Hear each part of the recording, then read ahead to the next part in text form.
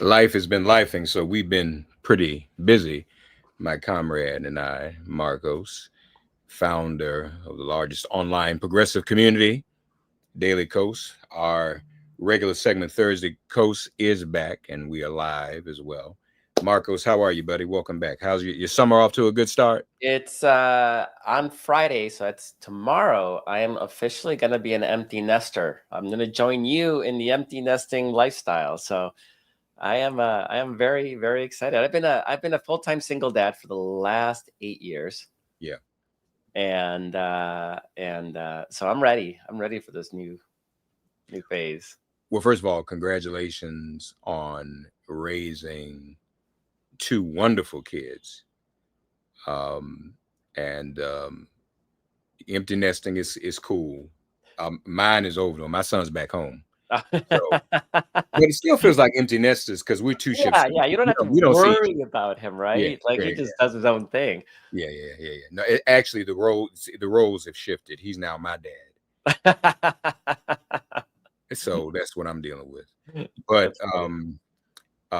but that's great, man. Congratulations. That is wonderful. You will enjoy it. So we want to talk about a few things, folks. But first of all, um, we have this conflict that has now come forward between Trump and Elon. What is happening here? What happened? Well, when you take the two worst people in the world, and I mean, can you imagine having the money that? I mean, we know Trump is the worst, Elon's the worst, but just to me, I look at the fact that Elon Musk is worth what $250 billion right now. Depends on Yeah, Tesla's stock price, but around there, $250 billion does not have a charitable foundation. How do you have that money and not think there's some things that I really care about that I'd like to donate my money to support? I mean, how soulless and just like what kind of corruption, internal corruption leads you to not care about anything or anyone that's not right, yourself? So right, you take the two worst people in the world, Donald Trump and Elon Musk, and you put them in the same room. It was never going to last. I mean, we all knew, nobody was under any illusion that that was a lasting partnership or friendship. right. That bromance had an end date, and now we see it. Without me, Trump would have lost the election. Dems would control the House, and the Republicans would be 51-49 in the Senate. Um, And then it's. he followed that up saying, "Such ingratitude." I wonder what happened. But the old saying, "There's no honor among thieves." No, You they're know, horrible people. two horrible people fighting with each other. And then apparently it appears we have Trump's, I want to see if we can get Trump's comments on here because as you stated before we went on, his comments are kind of mild. His reaction, I should say, is kind of mild in response to what Elon has shared. So let's see if we can take a look at what Trump is saying here. Elon's upset because we took the EV mandate, and which was a lot of money for electric vehicles, and they're having a hard time, the electric vehicles, and they want us to pay billions of dollars in subsidy. And Elon knew this from the beginning. He knew it for a long time ago. That's been in there. That's been, I would say, JD, that hasn't changed. That's been right from the beginning, Mr. Secretary. That hasn't changed at all, right from the beginning. But I know that it disturbed him. He wanted, and rightfully, he recommended somebody from that he, I guess, knew very well. I'm sure he respected him, but to run NASA. And I didn't think it was appropriate. And he happened to be a Democrat, like totally Democrat. And I say, look, we won. We get certain privileges. And one of the privileges, we don't have to appoint a Democrat. NASA is very important. We have great people. General Kane is going to be picking somebody with our we'll be checking him out and seeing. But he wanted that person, a certain person, and we said no. And I can understand why he's upset. Remember, he was here for a long time. You saw a man who was very happy when he stood behind the Oval desk. And even with the black eye, I said, "You want a little makeup? We'll get you a little makeup." But he said, "No, I don't think so," which is interesting and very nice. He wants to be who he is, so you could make that statement too, I guess. Look, Elon and I had a great relationship. I don't know if we're well anymore. I was surprised because you were here. Everybody in this room practically was here as we had a wonderful send-off. He said wonderful things about me. You couldn't have nicer. Said the best things. He's worn the hat. Trump was right about everything. And I am right about the great, big, beautiful bill. So there you have Trump's Trump's reaction. Which, as you alluded to, was kind of mild in response to what Elon was saying. So he mentions the EV thing, and that is his bread and butter. But it just goes to show you, there's no perfect crime. You're dealing with Trump. What would you expect Trump to do? I mean, it's always been part of Trump's platform. So it was always curious that Elon went all in behind Trump when the Democrats are the ones supporting electric vehicle and clean energy subsidies and investment, and Trump is all big oil, big oil, big oil, like the rest of his Republican Party. So it never made sense from a business standpoint. So it's actually surprising that I just assumed that Elon decided he didn't give a shit about that and that he was going to focus on his tax cuts or whatever. So it makes very, very little sense. I mean, Elon actually tweeted in response to that. He said, "Whatever, keep the EV solar incentive cuts in the bill, even though oil and gas subsidies aren't touched. Very unfair!" Exclamation, exclamation, exclamation. I swear they're the same person, aren't they? But ditch the all caps mountain of disgusting pork in the bill. In the entire history of civilization, Musk tweets, there has never been legislation that both big and beautiful. They're like the same person, aren't they? Everything's the most biggest and the most in history, and there's never been anything like it, and it's so unfair. And but it's curious because all these Republicans, like Johnson, Wisconsin senator, he's also against it because there's too much the deficit. None of them are saying let's get rid of the tax cuts, the tax cuts that benefit millionaires and billionaires. Nobody's saying that. They're talking about mountain of disgusting pork. Mark, Elon spent 3 months digging through the entire federal bureaucracy, and he was able to find $10 billion of wasteful spending. Most of it was not, but out of the entire budget, he was able to find $10 billion. And there's a separate rescission bill about those $10 billion. But this is in the $6 trillion budget. There just isn't that much fat in our budget. Most of the spending, unless you want to take on the Pentagon, or unless you want to get rid of Social Security, Medicare, Medicaid. They're already taking a hatchet to Medicaid. Right. That's what the budget is. It's spending and healthcare and Social Security. That's what the bill is.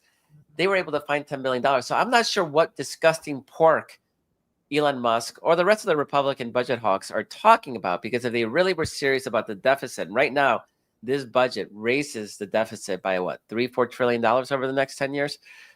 If they were serious about that, they would get rid of the tax cuts. That's how you get rid. That's how you align the spending with the budget, right? Is you raise more money, particularly money from people who don't need tax cuts. Right. I mean, if you're worth $1 billion, why do if you're a billionaire, you get an extra $1 million in tax cuts? Why is that a thing? Why that incessant greed, that ravenous desire for more accumulation and for more wealth? I don't understand. I don't understand how somebody like Elon Musk doesn't have a charitable foundation. I don't understand how Trump never really did. He had one, but it was fake. Yeah, this is very interesting. Elon, if you go to his X, and many of us have left X, but he's talking about the national debt is going to go up to 36.9 trillion dollars. He's actually retweeting Doge designer, whoever runs that, but we know what Doge is, and he hasn't stopped raising the the issue as to what the problems um, are in this whole conversation. I mean, in the So first Trump presidency, the deficit, the debt, not the deficit, the debt went up $7 trillion. It went up more in 4 years of Trump than it did in 4 years of Biden, even though Biden was getting us out of the COVID mess. Why would anybody think that Trump cared about the debt? He never has. He never has before. He blew up the debt before, yeah, and ultimately, again, unless you're going to take on the Pentagon, and unless you're going to cut Social Security and Medicare and Medicaid, which are politically disastrous, I mean, we're gonna win next year's election on Medicaid cuts. hmm Unless you do that, you can't. There's nothing there. Doge found $10 billion or 12. Remember, Elon Musk came into Doge at the beginning in January saying he was going to cut $2 trillion in the budget, and then he's like, okay, no, $1 trillion, and then it was $150 billion, and he could only find 10. Mm. It might be 12, but the rescission is 10. So between 10 and 12. I mean, at this right, point, in the and $6 that's by trillion their budget. accounting. We don't even know how much of that is really overspending or waste. I mean, but the fact that they could still only find that small amount in whatever, because they could have made up anything. And Yeah. from what they could have, from Oh, they whatever tried. they could have made, yeah, they probably, from They whatever did. they could have made up, you know, Mhm. um, that's what they did. So this is all very interesting. We're gonna have to But see it what it goes. it's actually fascinating now because remember the Republicans barely passed the this budget in the House, right? It passed by 2 votes. Only reason it passed is because 3 of our Congress members died in this year because Democrats don't know when to retire. They can't pass the baton to a younger generation for whatever selfish, narcissistic reasons. That's why it passed. Otherwise, we could have blocked it. But it passes. In the Senate, they only have a 3 vote cushion. They can only afford to lose 3 votes, and you have on both sides. You have the budget hawks in the Senate saying there's not enough cuts, and then you have the more quote moderate like Susan Collins and Lisa Murkowski who are saying there's too much. And then you even have like Senator Hawley of Missouri, the insurrectionist. He's saying he's not going to agree to any cuts to Medicaid. And there's $800 billion in cuts in Medicaid over the next 10 years in that budget. So how are you going to get that through? It's already difficult as is. And then the Senate's going to pass their version, and then it's going to go back to the House, and you got to reconcile the 2 versions. So that's still an ongoing fight. Now you have Elon Musk saying that anybody that votes for this, he's going to primary next year. So this is about to be a mess. Then you have people like Marjorie Taylor Greene saying, had I known what was in the bill, I would not have voted for it. Literally a thing she said. Everybody kind of pointing out, well, you didn't read the Right. bill you voted for. So this is all, I mean, the good news about this is it dramatically increases the chances that nothing happens. And if nothing happens, the Trump tax cuts from 2017 or his first term, they expire. So he may actually, by losing, he may inadvertently help close, the national, at least the budget deficit, if not the debt. So we'll see where that is going. But they are not in a good place. And again, it's 2 horrible people. They in it, Mark, Trump is right in that clip that you played. The send off seemed to be really pleasant. The problem was right after he got sent off, they took the NASA nominee, which was Elon's guy, and they booted him. And it seemed like a typical petty Trump move, right? Like, F you. And then, Musk lost his shit after that. All he had to do is keep this NASA commissioner. He's a Democrat. He's voted. He's donated to everybody. He's one of those guys that donates all across the board, right? Trump donated to Democrats back in the day. In fact, I believe he donated to Hillary Clinton. So it was a petty move by Trump, and now you got two petty people going at each other, and it's just going to escalate, and it may take down this big, beautiful bill of Trump's, which would be the best thing to come out of this. Yeah. Good. Take it down. But it just shows how these relationships that people have, and I'm sure there were people in Trump's circle that were jealous of Elon, because Elon had a lot of juice in this administration. And I'm sure he didn't make many friends in Trump's circle either. I'm sure there was envy and jealousy all going on. Oh, no, you're right. And Mark, there was actually, Trump was, Musk was going into these cabinet agencies and making demands. And finally, the cabinet secretaries kind of had a meeting with Trump. This was public. This is not me guessing, where they basically had Trump say, yeah, you're the guys in charge, which was a message to Elon that, like, no, you can't make decisions. And so Trump thought he was like a little mini dictator. He was going to go in and he was going to rewrite all the laws, and he was going to shut down all the agencies, and he was going to fire everybody. And that's not how the federal government works. So he was already, I think, chafing about that, right? Like that he didn't have unfettered access to do whatever the heck he wanted. And it was ironically, it was Kash Patel who really finally like stumped him. Of all people, it was Kash Patel, because Elon sent his email, saying you can either quit now or you'll get fired, right? Remember that emails he was sending early on? Yeah. And Kash Patel immediately sent out a follow-up email saying disregard that. And he's the one seemingly that once he's like stiffened up, other cabinet secretaries began stiffening up.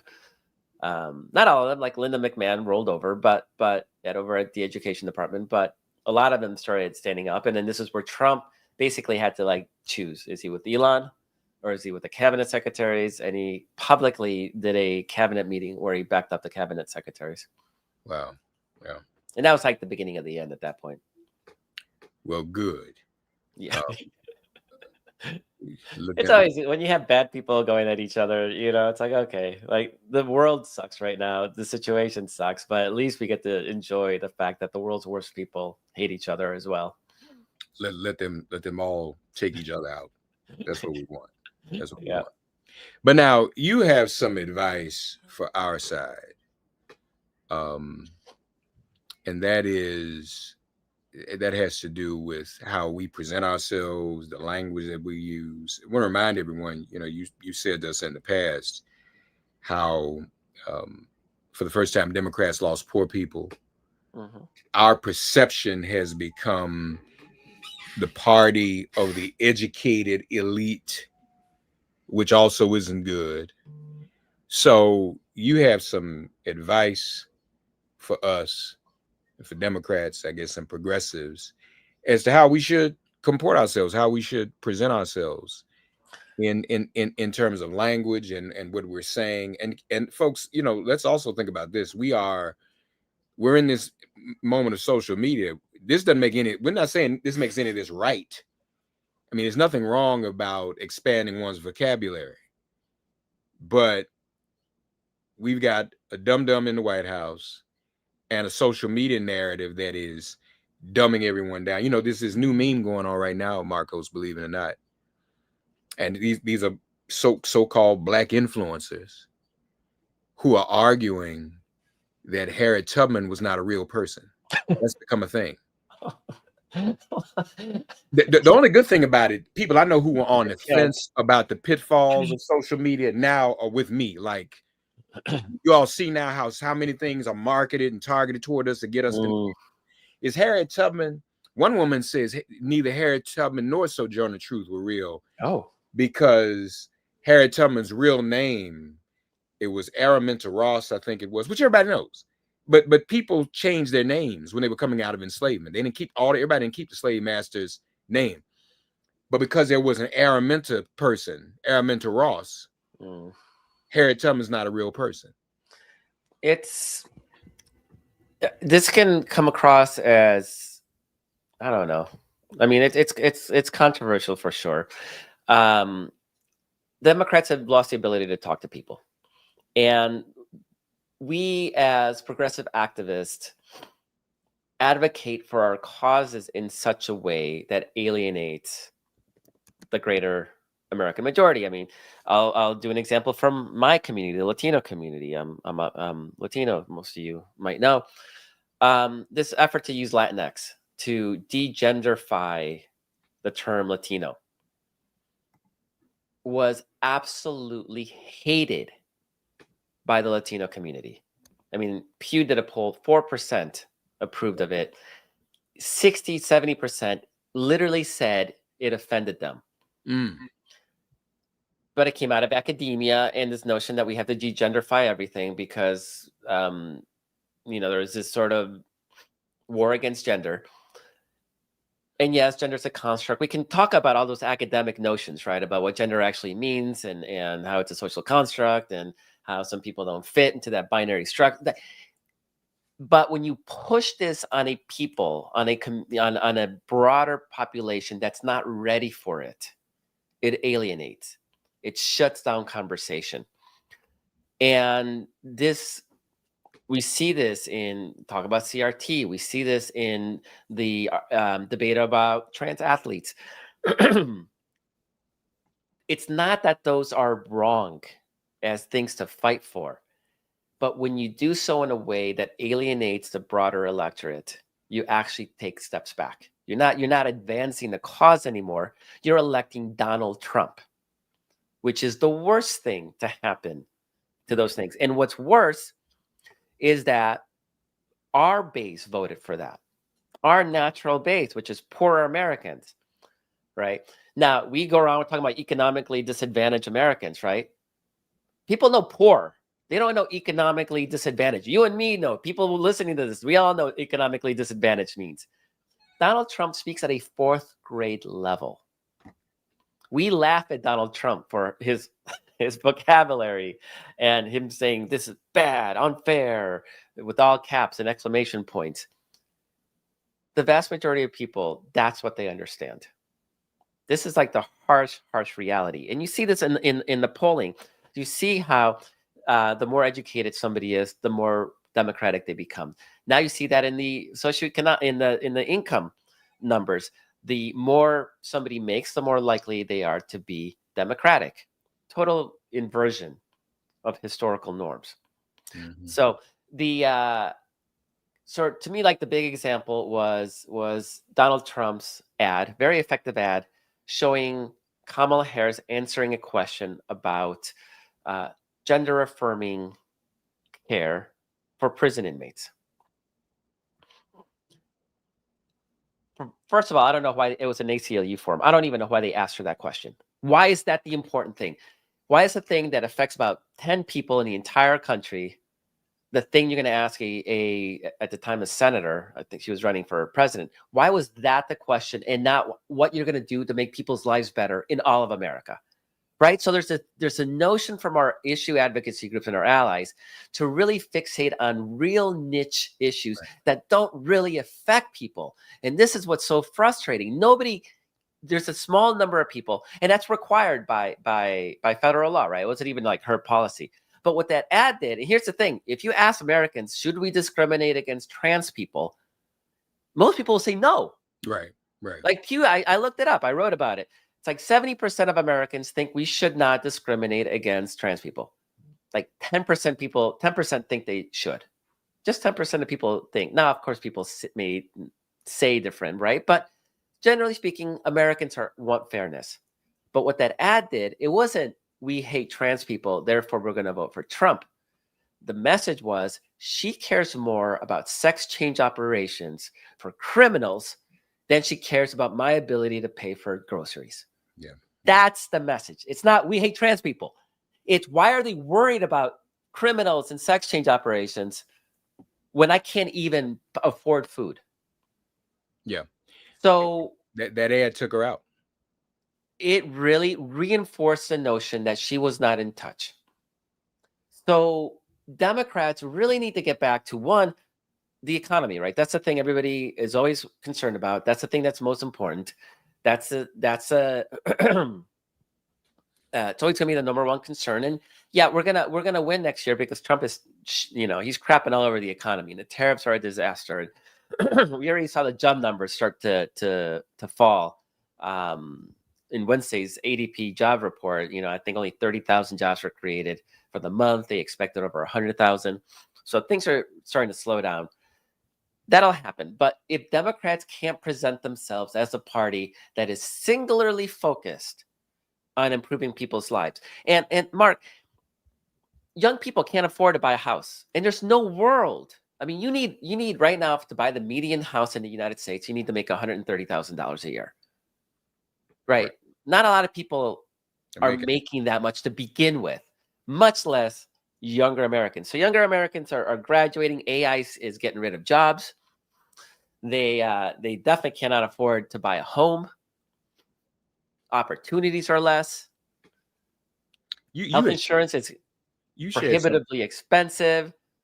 On that point, you shared something the other day on your Instagram. The age. Yeah. Can you repeat that? Who the age people were when they were buying houses? I mean, I don't have the numbers in front of me, but it used to be like 30 years old.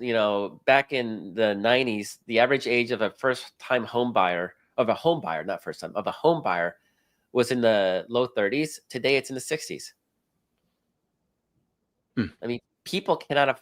So Democrats were kind of stuck in this place. When Trump came in, he came in about, basically attacking all institutions, right? America's broken. We need to burn it all down to the ground.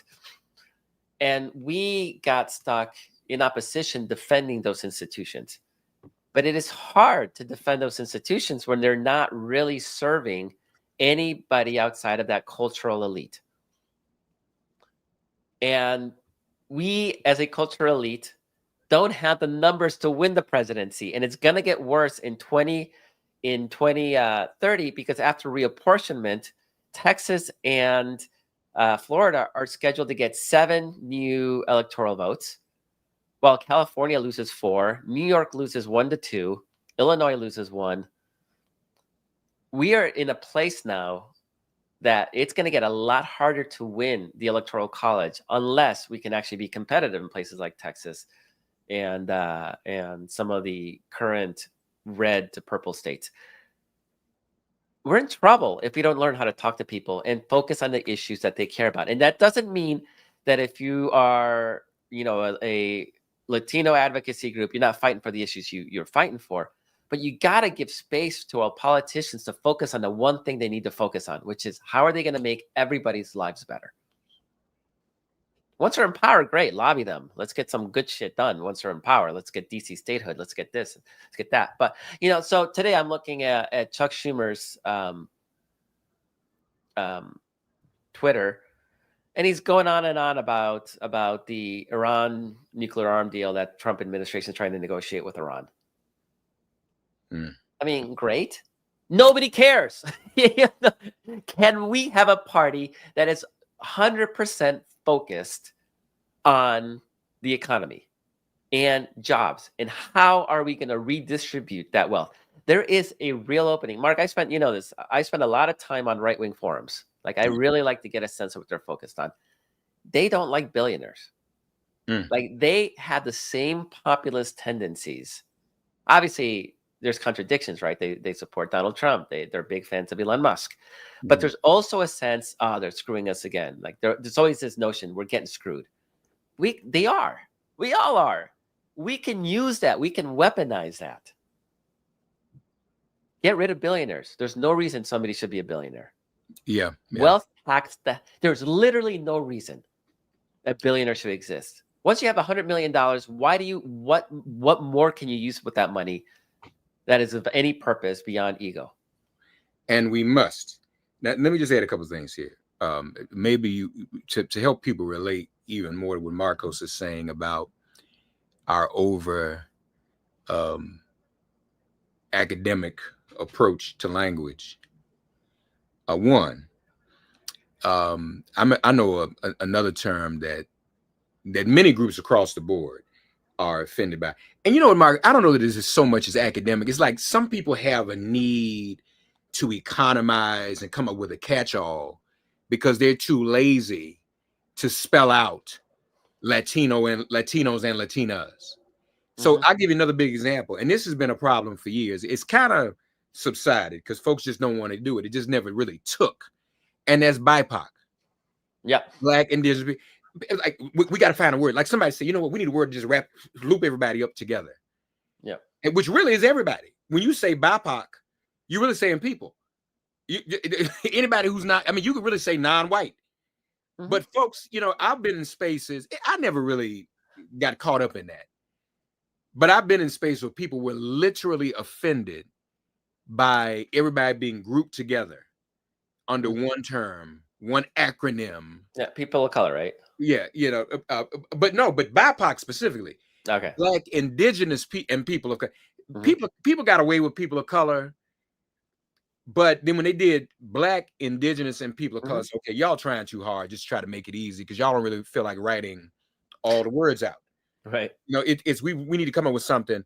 And I think journalism probably helps it because journalism is an economy of words. So that's part of the problem too. We have to be willing, folks, to spell out the uniqueness of each community, but at the same time, not become so super niche that somebody can take a commercial. So you got to learn from that now.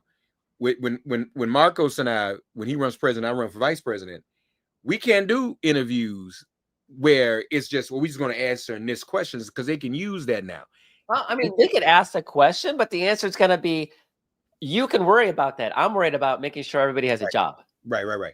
And see, don't give them that soundbite. And we were helpless because she couldn't hold a press conference and say, I didn't really mean that. I don't want that. Yeah. You know, it was a lose-lose situation. She couldn't denounce what she said earlier or try to clarify or parse it without offending the LGBTQIA community. Yeah. And I mean, there were even those in the community who were like, damn, they using us to take her out. You know, and even they would not have, because it wasn't organic. It wasn't like the LGBTQIA community said, hey, let's push our endorsement of her with this commercial, right? They were like, you know, let's be cool. Let's get in. We know where she stands. So I agree with you. I think these are things that we have to work through. And again, folks, with the dumbing down, you know, I had to literally take myself off of Instagram because you get pulled in. I got pulled in yesterday.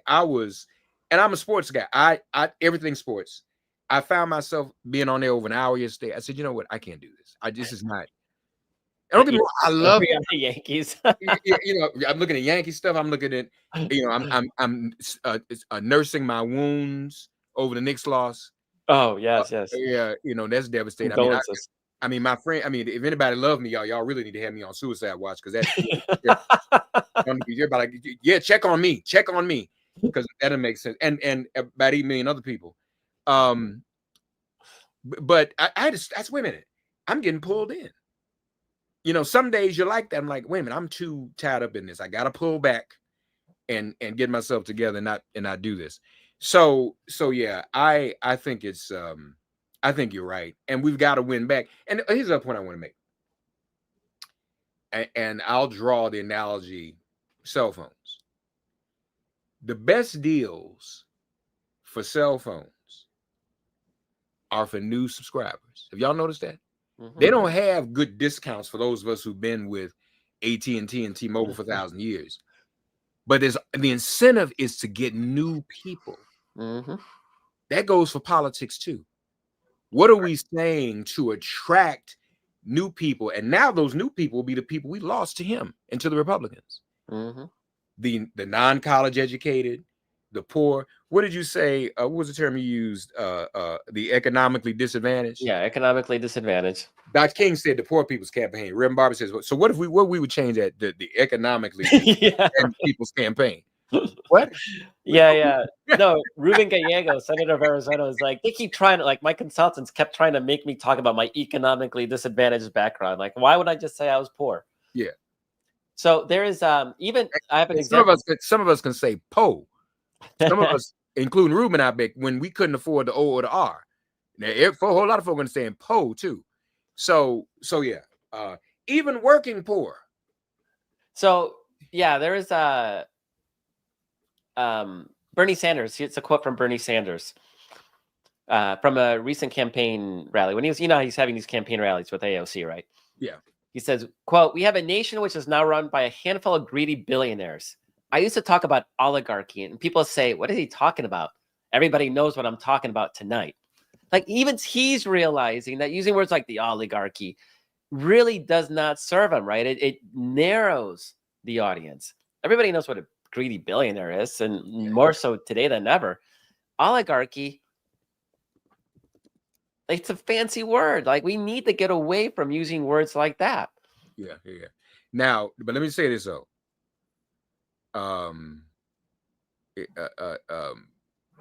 Bernie, what was he on Joe Rogan? See, Bernie goes to the other extreme though, because I think he was on Joe Rogan. He was on there recently, and he's getting a lot of backlash because again, he goes in on attacking identity politics, and really shows disdain for certain cultures. We're not saying that either, folks.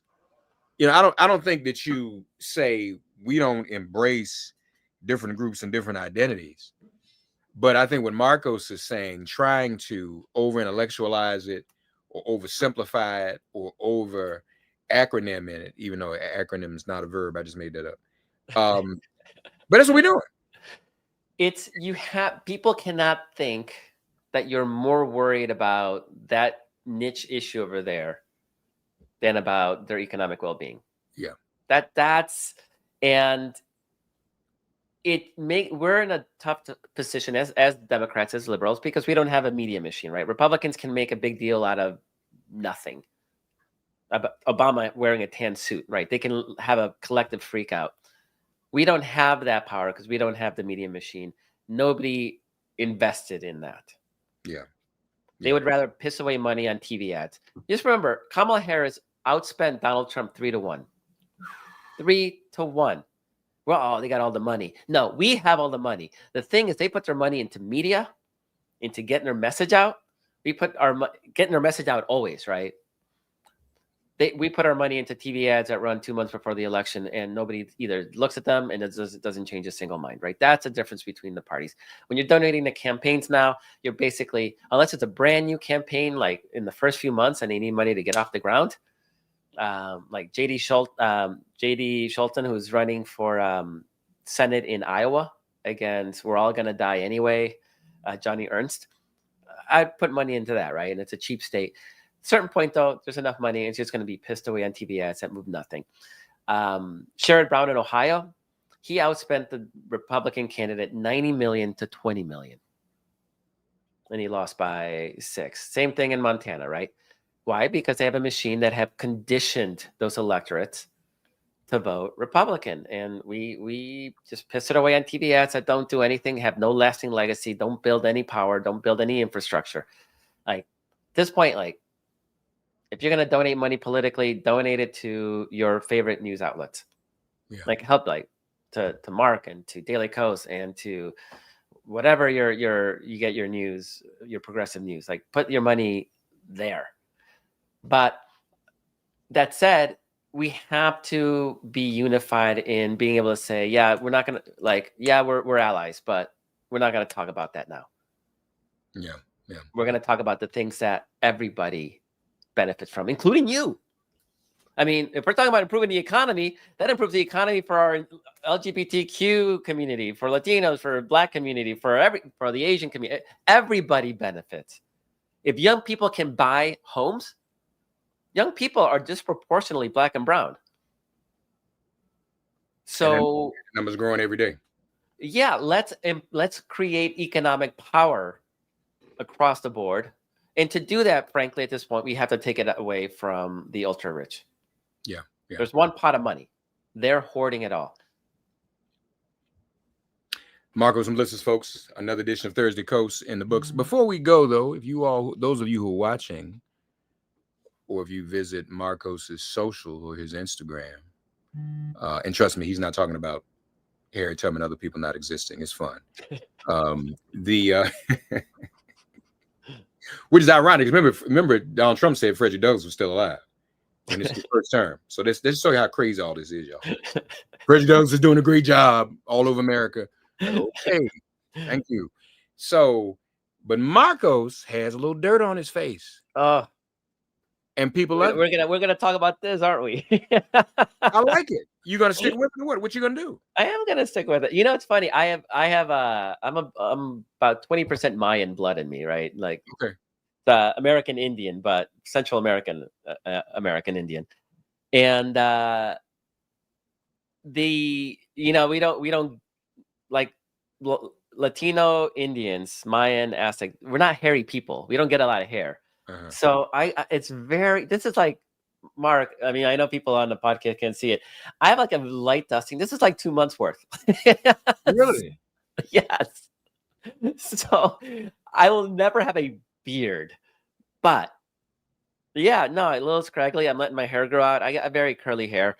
I'm letting it grow out on top. So but it looks like the mustache and the chin is coming in though. Yeah, the mustache. There's more mustache for sure. I can never get it as thick as yours, but it's definitely thicker there than it is on my like down from the sideburn down my jawline.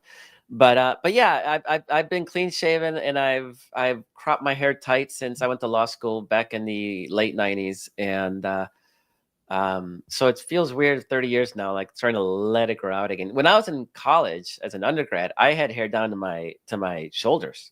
I was all grunge. This was early 90s. Wow. I was Mr. Grunge. Yeah. Go ahead. Yeah, very curly, very thick curly hair, and just like my daughter has now.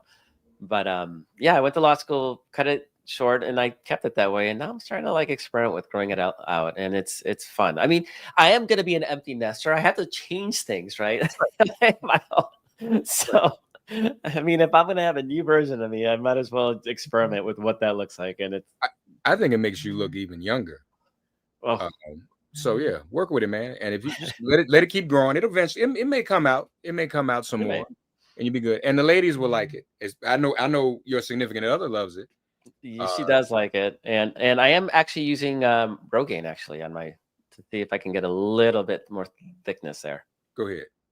Like there's beard Rogaine. Yep, that's great. No, we love it, man. Trying to look like me, y'all. Now his won't be as white as mine, at least starting out. But yeah, it's actually pretty white. Doesn't help. It makes it look even thinner. Yeah, how white it is.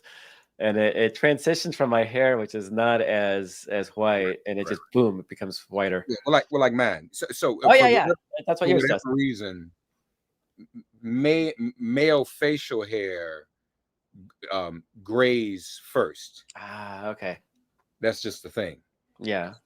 When you're aging as a male, it's the facial hair that gets older first. As a matter of fact, mine went from, you may recall this, we've been doing this for years. Mine went from literally black to white overnight. I didn't even have a gray period. I mean, I literally woke up one morning. I was like, "What happened?" Everybody's like, "What happened to you?" I was like, "My hair turned white overnight." So, I know what caused it and who caused it, but that's what happened. And not the kids, y'all. But anyway, folks, dailycoast.com is always subscribe if you've not, so we can make it through these insane moments. Also, just in way of news, Supreme Court ruled that it will be easier. Today they ruled for people to bring forth reverse discrimination great arguments. And it was a 9-0 decision. So I don't know what that was about. But a woman in this case felt she was discriminated against because she was straight. It wasn't a racial piece. It was a sexual orientation argument, and she won. I mean, you're not allowed to discriminate. I mean, it's been as simple as that. That discrimination is, I mean, once you open up legislation legally, they may not have had a choice. But I don't Um, know. I haven't seen the decision, so I haven't. But and yeah, when you have a 9-0 decision, it means that it's pretty. It must be pretty obvious that. and there were several other decisions. I'm trying to see if I can access them quickly, just so you can, since we're reporting on this and it's not immediately in front of me, but Ketanji Brown Jackson is writing that decision, the first Black woman on the Supreme Court. So I'm not. I'm be anxious to read that, but basically discrimination is wrong. But apparently this makes it easier for people to bring that kind of case. Secondly, Trump has received the German chancellor in his office. These are the words of the German chancellor. May I remind you that we are having June 6th tomorrow. That is the D-Day anniversary. Here's Trump's response, Markos. Lord have mercy. He says, not a pleasant day for you. That was not a great day. Oh. And then the German chancellor responds, this was the liberation of my country from Nazi dictatorship. Like, what is Trump? So Elon Musk just responded to the clip you ran earlier on. Trump saying that Trump said, "I'm very disappointed with Elon. I've helped him a lot. He knew the inner workings of the bill better than anybody sitting here. He had no problem with it. All of a sudden, he had a problem, and he only developed the problem when he found out we're going to cut EV subsidies." Elon responds on Twitter X, "False. This bill was never shown to me even once and was passed in the dead of night so fast that almost no one in Congress could even read it." So they're going at it.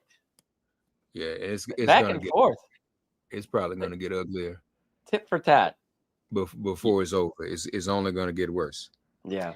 So yeah, and again, this is the guy who accused South Africa of white genocide. For him. Yeah. Yep. And the white South Africans came over in the golfers came over with the president and said, that's not true. It's not white genocide. Yes, it is. It's white genocide. Yeah. Anyway, Trump said to the German chancellor, this is not a pleasant day for you. D-Day anniversary is not a pleasant day for you. That was not a great day. As if your country lost the war. And the German chancellor had to say, yeah, well, actually it was, because we were liberated from Nazi dictatorship. So, yeah. We're not going to make it like this, y'all. That's why we have to keep fighting. Oh, seriously. Seriously, man. This dude he's not taking the summer off. No. Nope. No. Just nonstop. And you know what else, too? Somebody else, Ben Chavis pointed this out. You know what else happens, Markos? It's not just, I don't know, a lot of these crazy policies and statements are not planned out. He wakes up in the morning to figure out a way to capture the news cycle. Mm-hmm. What is the craziest thing I can say or do today?